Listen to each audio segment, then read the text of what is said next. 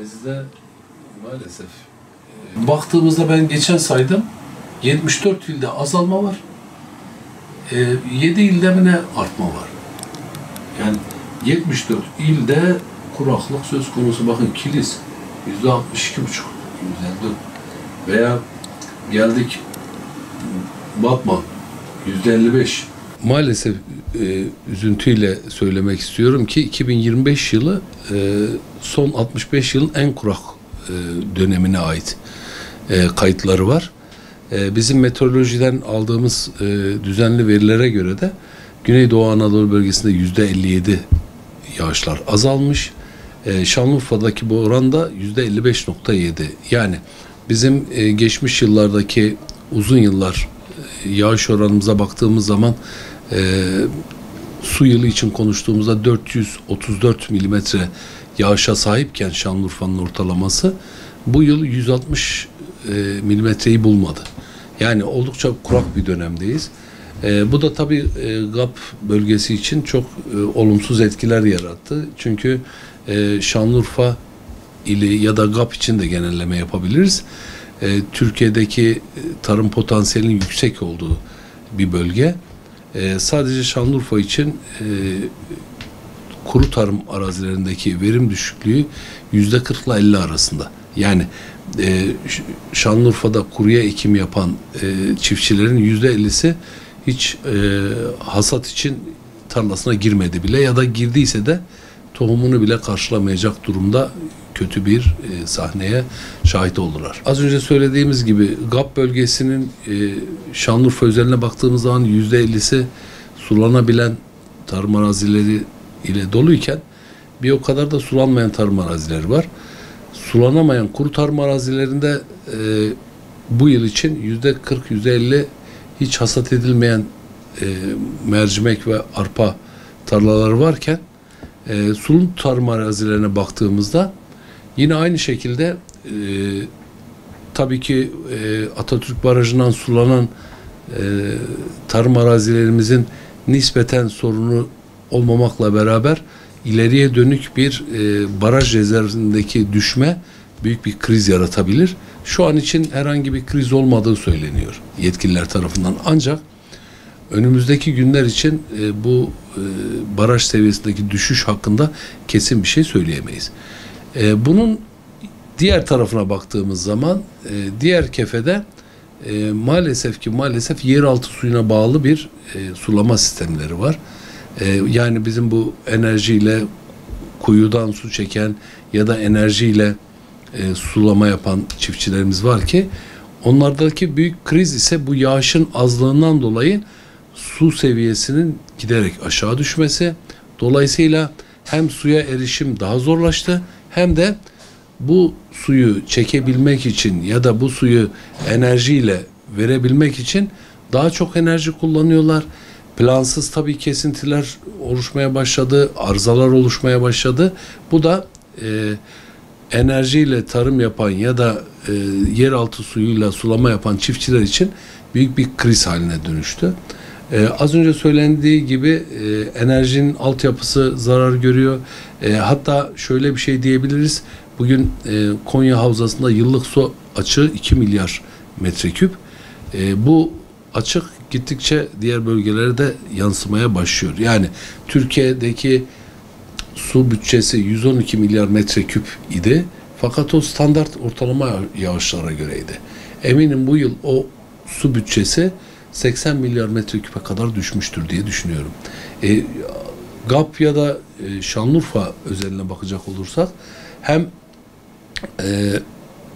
tarımsal sulamadaki işte enerjinin açığı ya da enerji altyapısının zarar görmesi, plansız ekim ya da bu suyun azlığı sulanan alanlardaki problemleri gittikçe artırıyor diye düşünüyorum. Tarımda su belli bir bütçe.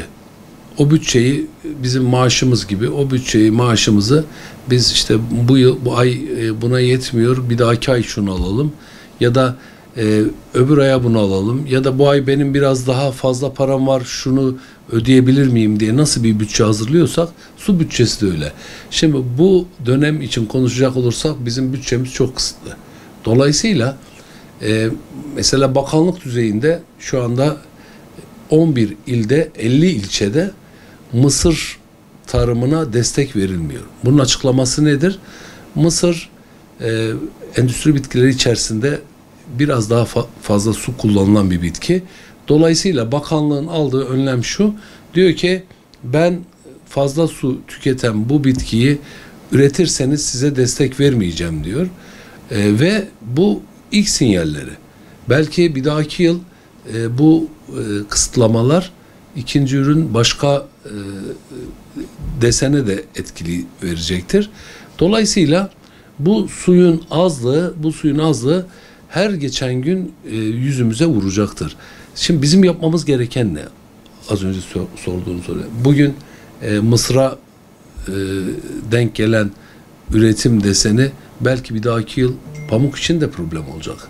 Bugün Çukurova'da pamuğa suyun verilmesinin risk altında olduğu ya da verilip verilmeyeceğinin ne olduğu konuşulurken Şanlıurfa için de aynı şey konuşulabilir. Ve bizim her yıl artık kuraklığa dayanıklı, kuraklığa karşı yapılabilecek tarım sistemlerini ortaya koymamız lazım ki bundan sonraki dönemlerde bir gıda krizi ya da bir ekonomik kriz yaşamayalım. Bu da çok önemli. Çok güzel bir soru. Bizim şu anda DSİ verilerine göre sulama sistemlerinin %70'i halen vahşi sulama ve salma sulama yöntemi. Tabii ki bu sulama yöntemi oldukça fazla su tükettiği gibi sudaki randımanı yani verimi de düşük tutmaktadır. Yani bugün Harran Ovası gibi çok cazibesiyle sulanan, çok verimli su akışı olan bir ovada sulama randımanı %41-42. Yani verilen suyun %41-42'si sulamada efektif kullanılabiliyor. Peki %60'ı nereye gidiyor? %60'ı etrafa gidiyor. Ya da sulama yapılmayan bir akışla ortadan kayboluyor. Yani biz ondan verim alamıyoruz. Bugün bu verimlere bu rakamlara baktığımızda damla ve yağmurlama gibi modern sulama sistemlerinin de %30 civarında olduğunu görüyoruz. Bu da çiftçilerin bir an önce modern sulama sistemine geçişinin gerekliliğini ortaya koyuyor. Yani biz yetkililer olarak çiftçilere bunu zorlamalıyız. Aksi takdirde gelecek dönemlerde elimizdeki suyun randımanı bu şekilde düşük kullanılırsa belki kimseye yetmeyebilir. O yüzden hızla modern sulama sistemlerine geçişi sağlamak durumundayız. Mısır çok yüksek su ihtiyacı olan bir bitki. Pamuk o kadar değil mi? Tabii o da öyle. Ayçiçeği de öyle. Ama öncelikli olarak bir kıdem üstü olduğu için mısır söz konusu. Bir de ikinci üründe kullanıldığı için yani daha önce pamuk ekiliyor. Boş kalan yerlerde buğday sonrası mısır ekildiği için hedef mısır. Ancak gerek mısır olsun gerek diğer ürünler olsun bizim şu anda yapmamız gereken en önemli şey planlama. Yani mutlak ve mutlak ekim nöbeti sistemleri güncellenmeli. Su tüketimi düşük ürünler teşvik edilmeli. Sulama zamanlaması ve miktarı dijital sistemlerle desteklenmeli, izlenmeli. Yine çok sıklıkla söylüyoruz. Yeraltı hatlarıyla su iletimi yaygınlaştırılmalı ve gece sulaması gibi buharlaşması az olan yöntemler artık daha popüler hale getirilmeli. Bu konuda bence mısır desteğinin kaldırılması gibi bazı adımlar olumlu ancak yetersiz. Yani bir tek mısır ekenlerin suçu günahı ne ki bununla? Su yasası, su yönetmeliği çıkmalı. En son 2024'ün Aralık ayında bir yönetmelik yayınlandı. Ancak hızlı bir şekilde uygulamaya geçilmedi. Henüz ortada bir şey yok. Ve mutlaka sulama birliklerinin çalışma alanı geliştirilmeli. Yani bu su randımanı, sulama randımanı hızla artırılmalı. Az önce de söyledim. suyun efektif ya da çok verimli kullanılabildiği damla sulama gibi, yağmurlama sulama sistemleri gibi sulama sistemleri devlet tarafından teşvik edildi.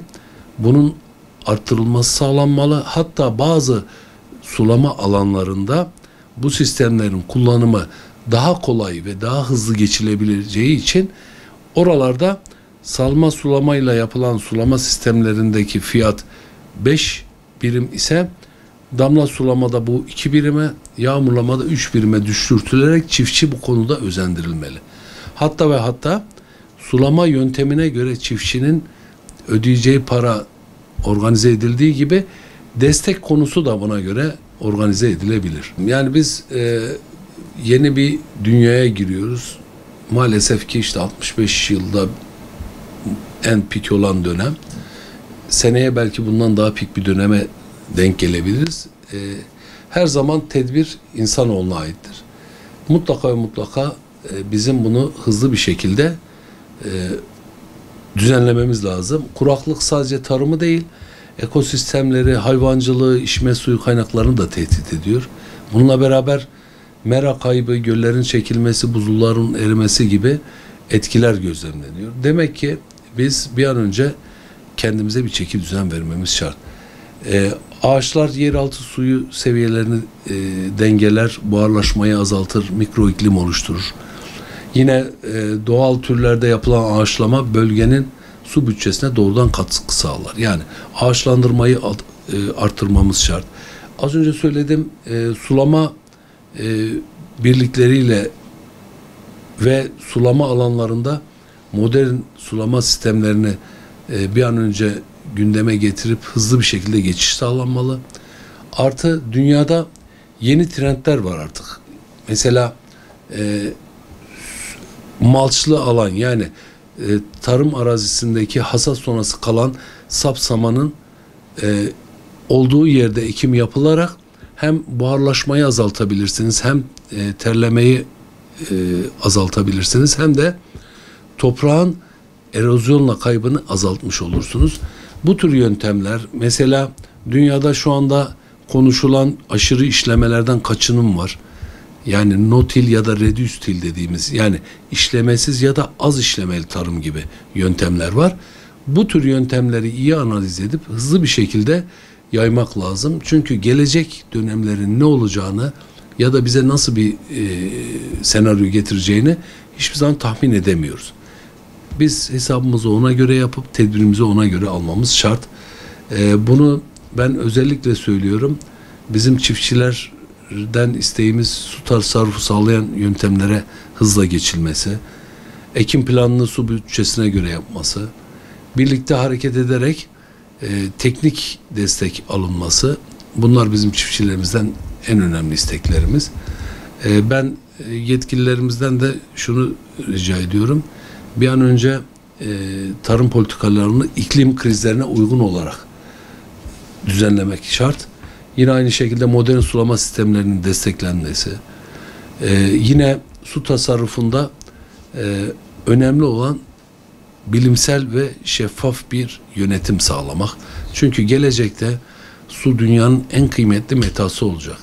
Yani susuzluk bize gıda krizi gibi, ekonomik kriz gibi birçok şeyi getirebilir. Dolayısıyla biz suyu çok iyi planlayıp politik olarak da çok iyi kullanmamız şart. Unutmamalıyız, toprağını kaybeden geleceğini kaybeder. Suya sahip çıkmak, hayata sahip çıkmaktır. Bu çok önemli. Ümit ediyorum ki herkes aynı hassasiyeti taşıyarak toprağa, suya ve doğaya gereken önemi verir.